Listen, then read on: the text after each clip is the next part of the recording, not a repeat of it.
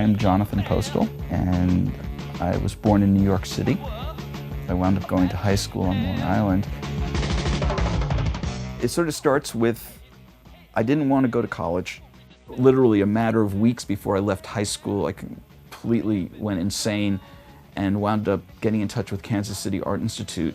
I wound up in New Orleans, where I was completely broke. When I turned 21, I came into some money, though not very much, for getting hit by a car.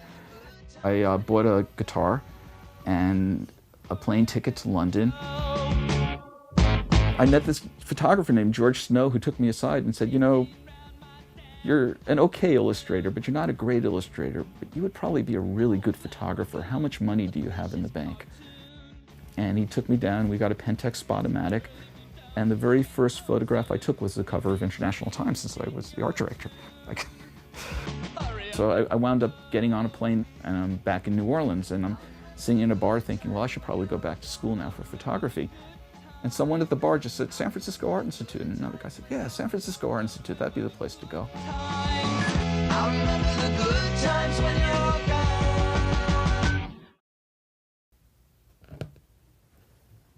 Best played loud.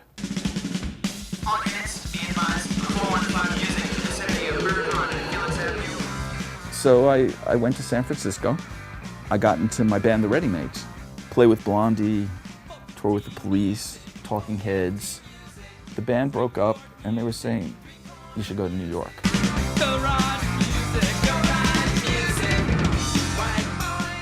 So I'm in New York. And then at some point I got engaged and I got disengaged. And I felt it was time to move on. And I looked at Austin. And I went to Nashville where there was lots of work. Everywhere I went to in Nashville, they didn't want my dog. So weirdly enough, I stopped to visit some friends, James Stark and Amy Stark. They threw a little party where I met people I still know today, like Susie Hendricks. So I meet these people, and I'm really liking these people, and it's a hot day. I'm exploring town.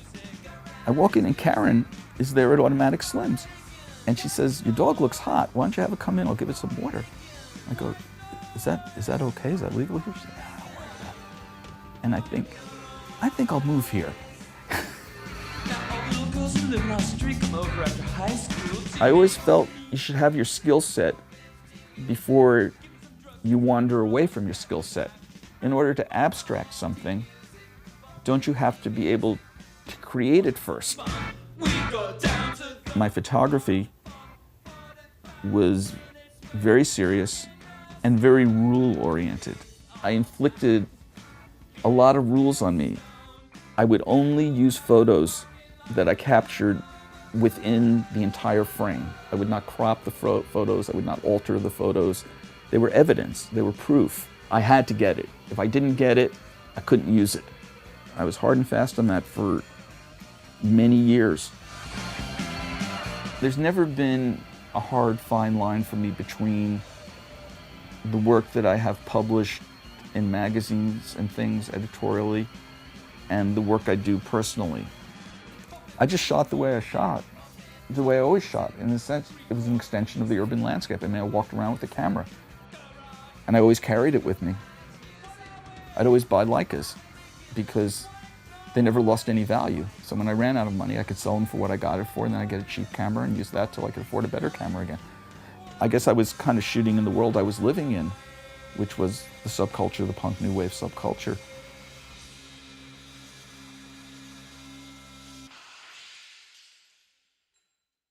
But I mean, still, if you asked me what I was, I would still tell you I was a photographer and a musician. I would not say I was an artist.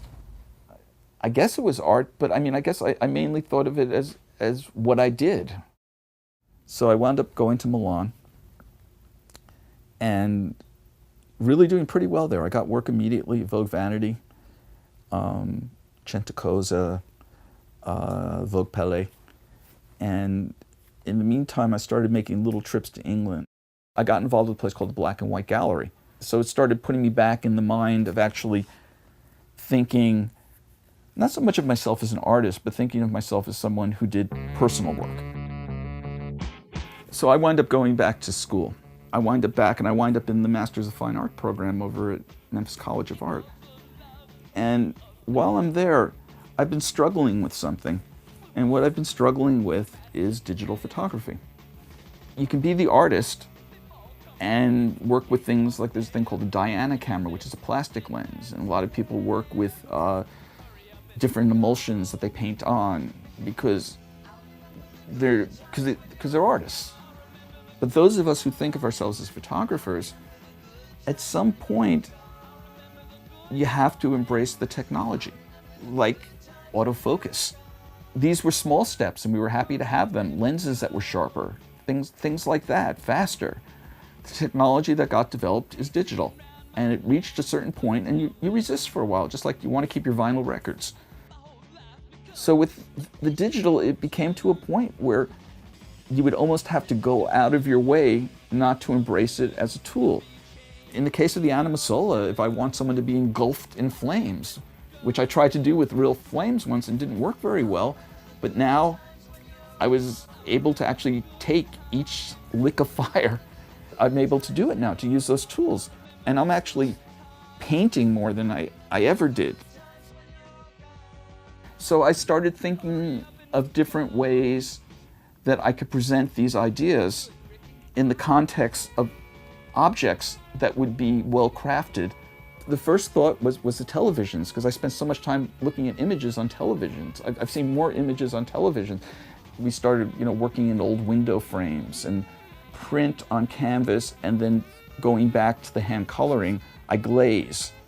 Even some have been reviewed, and people simply refer to them as photographs. But if they look, they would see generally the entire surface is painted quite thickly. That's good. I like that they don't notice, because that means, in a sense, a crime was committed and no one was caught. So on that note, I'd like to wish you all a good day. And remember to tip your waitress.